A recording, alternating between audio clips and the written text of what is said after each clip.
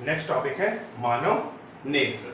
ये मानव नेत्र का फिगर है। इसमें सबसे पहले एक परत होती है, ऊपरी परत, जिसको हम कहते हैं दृढ़ पटल। दृढ़ पटल नेत्र का गोला बाहर से दृढ़ व अपारदर्शी श्वेत परत से ढका होता है। ये जो बाहरी हिस्सा है ये क्या होता है? अपारदर्शी होता है, दृढ़ होता है और श्वेत परत का होता है। तो नेत्र का गोला बाहर से दृढ़ व अपारदर्शी श्वेत परत से ढका रहता है, उसको हम दृढ़ पटल कहते हैं। नेत्र गोला, इस पूरे को हम नेत्र गोला कहते हैं। नेत्र का गोला बाहर से दृढ़ व अपारदर्शी श्वेत परत से बना होता है। श्वेत परत का बना से ढका होता है या बना होता है, ढका रहता है। इसको हम दृढ़ पटल कहते हैं। दूसरा भाग होता है इसका कार्निया।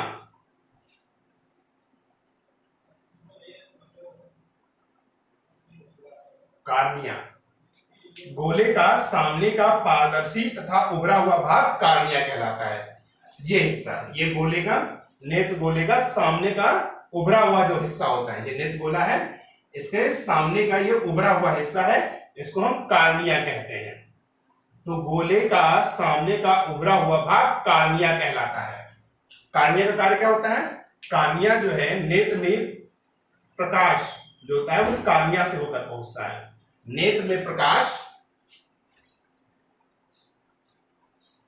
नेत्र में प्रकाश कार्निया से होकर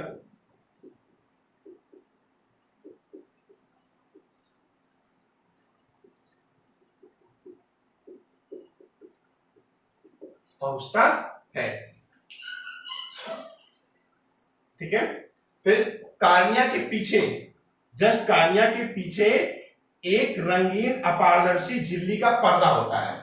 एक रंगीन अपारदर्शी झिल्ली का पर्दा होता है। इस पर्दे को हम आइरिस कहते हैं। फिगर में ये आइरिस बना हुआ है। तो कार्निया के जस्ट पीछे एक रंगीन अपारदर्शी झिल्ली का पर्दा होता है, उसे हम आइरिस कहते हैं। इस पर्दे यानी आइरिस के बीचों बीच में एक छोटा सा छिद्र होता है, इसको हम नेत्र तारा या पुतली कहते हैं। नेत्र तारा या पुतली, इंग्लिश में इसको प्यूपिल कहते हैं। पुतली, पुतली का कार्य क्या होता है? नेत्र तारा या पुतली कहते हैं। पुतली का कार्य क्या होता है? ये अधिक प्रकाश में छोटी हो जाती है तथा कम प्रकाश में बड़ी हो जाती है। जब अधिक मात्रा में प्रकाश आंख पे प्रवेश करता है तो ये क्या हो जाती है? छोटी हो जाती है, और कम प्रकाश अगर आंख पे पड़ रहा है तो ये बड़ी हो जाती है। तो ये प्यूपिल का कार्य क्या होता है, यानी नेत्र तारा का कार्य क्या होता है? ये सीमित मात्रा में प्रकाश आइरिस के पीछे नेत्र लेंस तक पहुंचाता है। सीमित मात्रा में प्रकाश को नेत्र लेंस तक पहुंचाता है। सीमित मात्रा में प्रकाश को नेत्र लेंस तक पहुंचाता है। आइरिस के पीछे नेत्र लेंस होता है। तो नेत्र, ये नेत्र लेंस है। इसका आगे वाले भाग की वक्रता त्रिज्या अधिक होती है, ये इधर साइड की वक्रता त्रिज्या अधिक तथा इसके पीछे साइड की वक्रता त्रिज्या कम होती है। तो आइरिस के पीछे नेत्र लेंस होता है। नेत्र लेंस के पिछले भाग की वक्रता त्रिज्या छोटी होती है। ये इसका पिछला भाग है, इसकी वक्रता त्रिज्या छोटी होती है, और इसके अगले भाग के जो बाहर की तरफ होता है उसकी वक्रता त्रिज्या बड़ी होती है। कार्निया और नेत्र लेंस के बीच में एक नमकीन अपारदर्शी द्रव भरा होता है। इस द्रव को जलीय द्रव कहते हैं।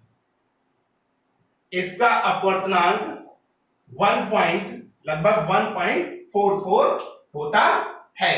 लेंस जो है अलग अलग छोटी छोटी मांसपेशियों से बना होता है, पर अलग अलग इसमें परतें होती हैं। जैसे हम बाहर से अंदर की ओर जाते जाते हैं तो इसका अपवर्तनांक बढ़ता चला जाता है, और इसका जो अपवर्तनांक है लगभग जो अलग अलग जो इसकी परतें हैं, इसका अपवर्तनांक का जो औसत होता है वो 1.44 होता है। नेट लेंस क्या होता है, में अलग अलग परतें होती हैं, तो जैसे हम अंदर की ओर बढ़ते चले जाते हैं इसके अपवर्तनांक बढ़ता चला जाता है, और इसकी सभी परतों का जो औसत अपवर्तनांक होता है वो 1.14 होता है।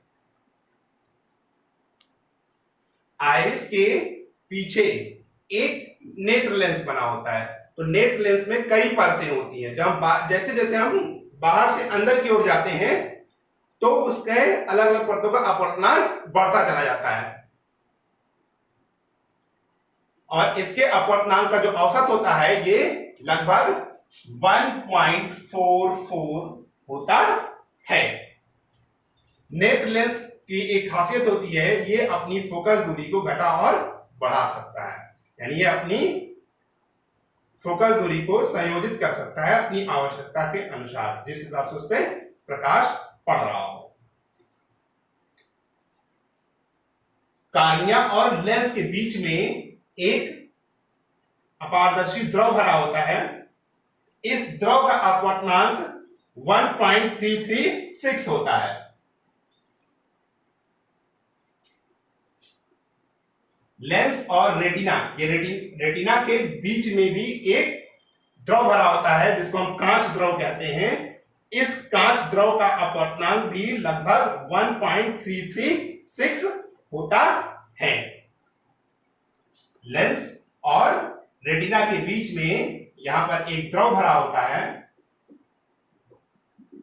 इस द्रव को हम कांच द्रव कहते हैं, और इसका अपवर्तनांक भी जलीय द्रव के बराबर होता है, यानी इसका भी अपवर्तनांक 1.336 होता है।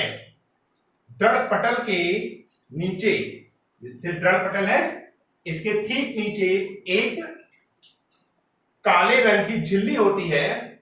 दृढ़ पटल है इसके ठीक नीचे एक काले रंग की झिल्ली होती है। इस झिल्ली को हम कोरोइड कहते हैं। ये जो काले रंग की झिल्ली होती है इसको कोरोइड कहते हैं।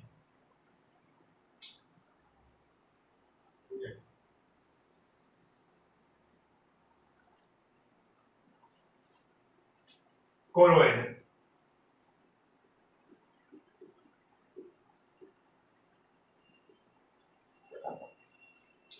कोरोइड क्या करता है, ये प्रकाश को शोषित करके प्रकाश के आंतरिक परावर्तन को रोकता है।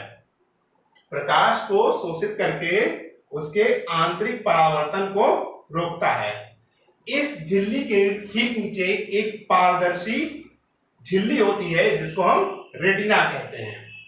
रेटिना का क्या होता है, यह एक प्रकाश शिराओं की एक फिल्म होती है। प्रकाश शिराओं की एक फिल्म होती है। ये शिराएं जो होती हैं, जो प्रकाश शिराएं हैं, ये प्रतिबिंबों के रंग रूप का ज्ञान मस्तिष्क को भेजती हैं। यानी प्रतिबिंब कैसा बन रहा है, उसका आकार क्या है, वो किस रंग का है, इसकी सूचना मस्तिष्क तक पहुंचाती हैं।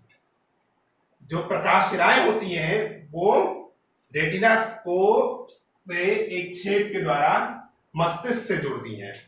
एक श्वेत कर जो ये शिराएं हैं ये रेटिना को एक छेद करके ये मस्तिष्क से जुड़ी होती हैं, और जिस स्थान पर ये शिराएं मस्तिष्क से जुड़ी होती हैं उस बिंदु पर प्रकाश का कोई प्रभाव नहीं पड़ता है। जहां से ये शिराएं मस्तिष्क से जुड़ती हैं उस बिंदु पर प्रकाश का कोई प्रभाव नहीं पड़ता है। उस बिंदु को हम अंध बिंदु कहते हैं।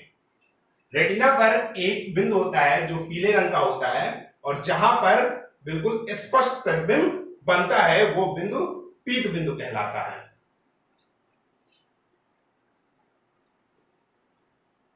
अंध बिंदु फिगर में यहां पे अंध बिंदु दिखाया गया। ये प्रकाश शिराएं हैं, यहां से ये मस्तिष्क में जुड़ी हुई है। तो जिस स्थान पर प्रकाश किरणें रेटिना को छेद कर मस्तिष्क से जुड़ती हैं, वहां पर प्रकाश का कोई प्रभाव नहीं पड़ता है, तो वो बिंदु अंध बिंदु कहलाता है। ठीक ऐसे ही रेटिना पर एक पीले कलर का बिंदु होता है जिसको हम पीक बिंदु कहते हैं। इस बिंदु पर प्रतिबिंब बना प्रतिबिंब हमें स्पष्ट रूप से दिखाई देता है। तो अब नेत्र में प्रतिबिंब कैसे बनता है? जब भी कोई प्रकाश किरण कार्निया पे पड़ेगी, सबसे पहले कहां पड़ती है? प्रकाश किरण कार्निया पे पड़ती है। कार्निया से अपवर्तित होकर वो नेत्र में प्रवेश करती है।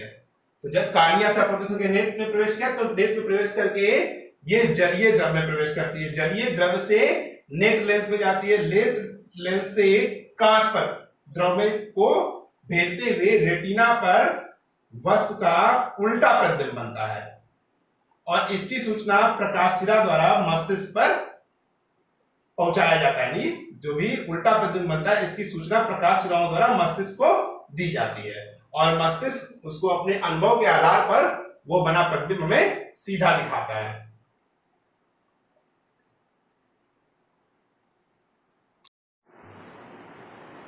नेत्र की समंजन क्षमता।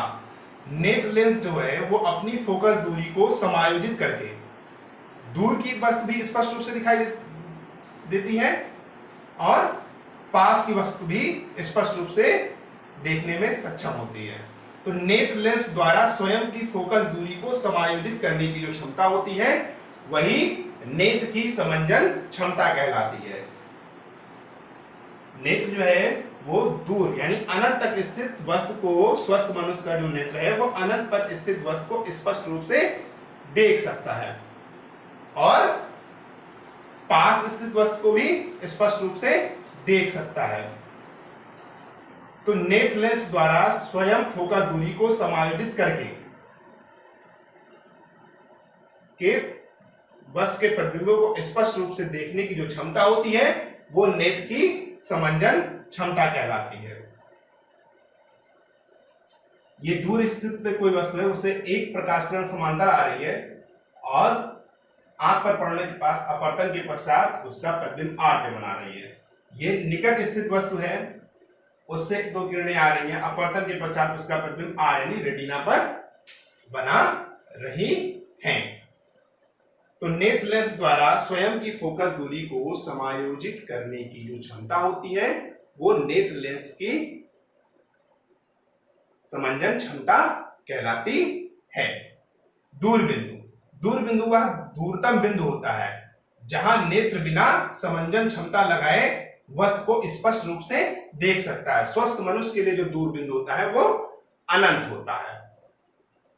दूसरा पॉइंट है निकट बिंदु। निकट बिंदु क्या होता है कि नेत्र के निकट स्थित वह बिंदु जहां पर नेत्र अपनी अधिकतम समंजन क्षमता लगाकर वस्तु को स्पष्ट रूप से देख सकता है वो बिंदु निकट बिंदु कहलाता है। स्वस्थ मनुष्य के लिए जो निकट बिंदु होता है वो 25 सेंटीमीटर होता है। अगर उससे पास में अधिक हो जाएगी तो हमें वस्तु धुंधली दिखाई देने लगती है और इस दूरी को हम स्पष्ट दृष्टि की न्यूनतम दूरी कहते हैं। स्पष्ट दृष्टि की न्यूनतम दूरी वह दूरी होती है जितनी न्यूनतम दूरी तक आंख अपनी समंजन क्षमता लगाकर वस्तु को स्पष्ट रूप से देख सकता है, वही वस्तु की स्पष्ट दृष्टि की न्यूनतम दूरी कहलाती है जो कि 25 सेंटीमीटर होती है। दूसरा टॉपिक है दृष्टि विस्तार। तो जो दृष्टि विस्तार कहता है जहां तक नेत्र अधिकतम और निकटतम बिंदु को जहां तक स्पष्ट रूप से देख सकता है तो वो उसका दृष्टि विस्तार कहलाता है। स्वस्थ मनुष्य का जो दृष्टि विस्तार होता है वो अनंत से 25 सेंटीमीटर तक होता है।